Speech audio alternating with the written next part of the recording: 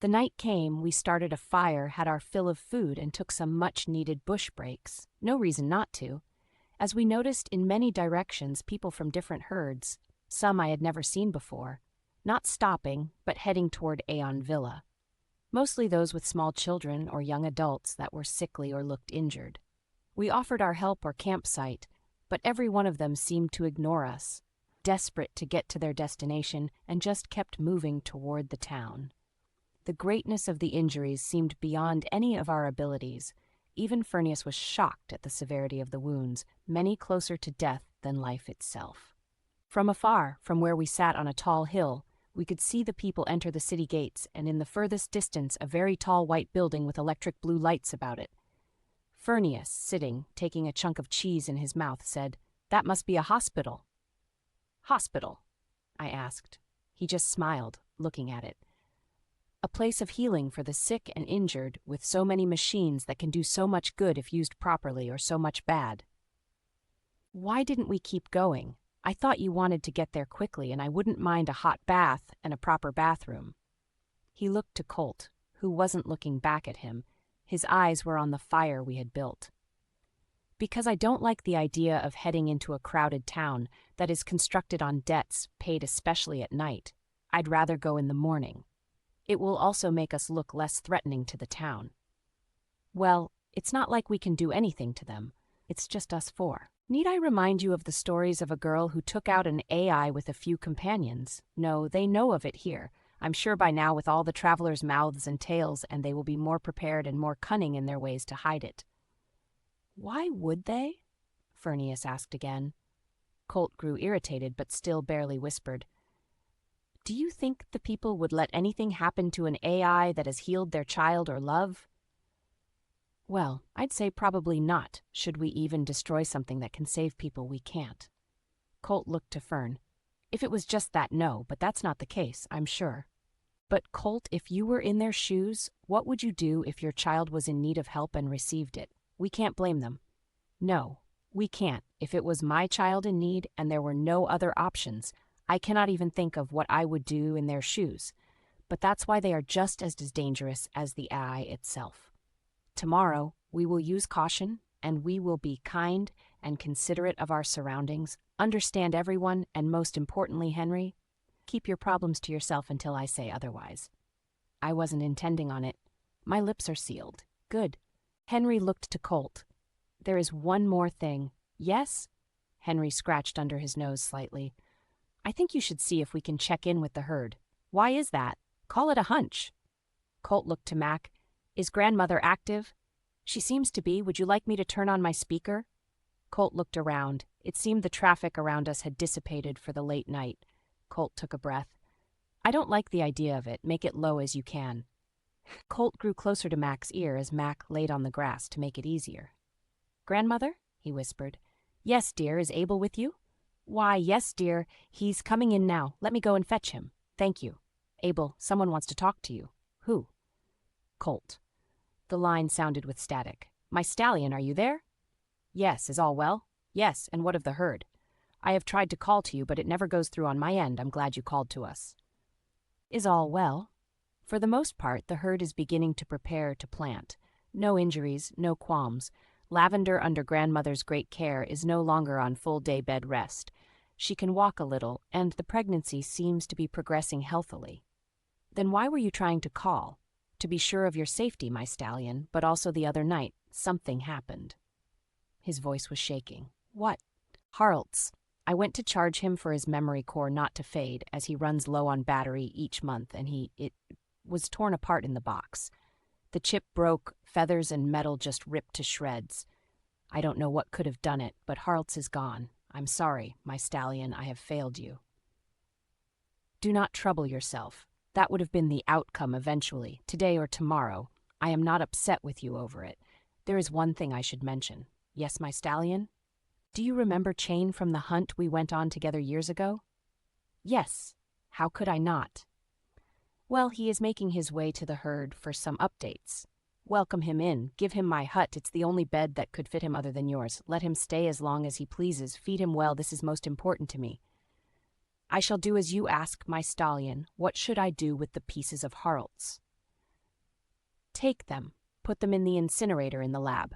Once they are burned, burn the ashes again at least 5 times. I'm not taking any chances on anything coming back, understand? Yes, my stallion, this too will be done. Yeah, good, anything else? No, my stallion. Good night then. Good night, travel safe, my stallion. The calling ended.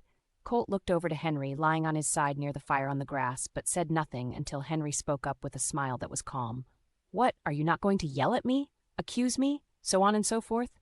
No, I will not. And why is that? He looked to Colt with curiosity. Colt crossed his arms and sat down. Because I don't believe you did it or had a part in it. One could pretend to have pains, I suppose, to cover up their doings. But that doesn't seem like you. In fact, you seem to just be feeling the relief. I know pain in eyes. Do you know when it happened? Harlt's was drifting yesterday. I thought it was perhaps the distance. But then there was a ringing sound stronger with a tone under it. I couldn't make out with a new voice for just a moment. But after, there was just the ringing and a numbness in my head. I can only assume that was when, come to think of it. Didn't make much sense till now. I see. Why didn't you tell us? I spoke up as he looked to me. Vita, my body has so many noises and pains, new and old, I can't keep up with them all. Nothing is ever a surprise to me, and if I get 1% more peace than usual, it will be back at 10% a day later. So why would I bother anyone with my troubles that cannot be helped by talking on so? Colt was rubbing his beard-covered chin in thought. Could you make out male or female in the voice you heard? No, and I couldn't make out the words. I see. Henry looked to Colt. Any ideas on who you think could have done it? I doubt anyone of the herd even knew about him except Abel, and he does have the strength, but he would not be the one to do it unless ordered to by me or Snowfeather, and that isn't the case. Chain was going that direction, and he may have had word of it somehow. He knows all secrets, but again, he has never done anything to make me think he would do this, though he has the strength, so I am at a loss. What of you, Snowfeather? Any idea on it? No, I can't think of anyone. It's so odd. I am glad you feel better, Henry. I truly am, but I wish I could have asked a few more questions. Harltz could manipulate anything into a lie, Vita. The answers he gave were only just enough truth to make the lie believable. Henry answered, and I just nodded, not fully agreeing with his perception on it. Well, let's get some rest. I'll take first watch. Doc, you will go second. Very well. Furnius was wiping himself down with a handkerchief of alcohol like he did most nights. Blasted fleas and mosquitoes, he grumbled to himself, swatting at something in the air before covering up and going to sleep. Colt looked to me as Henry turned over to sleep. Get some good rest tonight. You've done so well on this journey, my Snowfeather. I am the stallion's mare, after all, I smiled. You're so much more, my love. I know this journey was hard. Many mares couldn't do half of what you put up with. I'm sorry I slowed you down, though. No, you kept us at a pace everyone could handle. I tend to push too hard, and, well, that could not have been handled on this journey very well, so you were very much needed. I guess you could see it that way. I started to lay down in my sleeping bag as he covered my shoulders with it. Sleep well, my love. I closed my eyes and slowly drifted off. Nothing surprising happened that night. I took the last watch and watched the fire smolder out to the crackling coals meeting the sunrise. It was rather a beautiful thing to see. Colt, first thing, unscrewed Mac's horn, putting it in a traveling bag, placing a fur flap over the hole. This will disconnect us from the herd, but it will make us a little less memorable. I doubt anyone has seen a unicorn before. Yes, well, enough saw it last night, but with the hurry they were in, I have a feeling it's not going to be the first thing on their mind. Let's hope so. Henry held to Rose Red's halter. Should we even be taking the horses with us? Might look odd. Colt looked to him. I thought about it, but with us so close to this place, I'm sure there are people who wait and steal things left on this trail, with people dropping things with them being in a hurry. There will always be someone to see the advantage, and I'm sure people come here to this place with horses as possible payment for help, so it should be expected we would do the same. Plus, removing ourselves from the city quickly, the horses are the best chance for it, Henry smiled. Colt nodded, and we started to walk the horses toward the town. Around the town were very tall, cement-like walls. There was a very large set of gates swung open on the wall. A sign read, "All are welcome here." We'll see about that, I thought to myself. The gates were not guarded, nor did anyone pay us much mind as we entered the gateway that must have been 180 feet tall by 30 feet wide, but it was just a guess. Max snorted but was keeping quiet. He knew to be his horse part over anything else here, because of his new coat. No one should see him as anything other than a real horse without the horn. There were a few small buildings up ahead with a straight dirt road that broke off in different directions.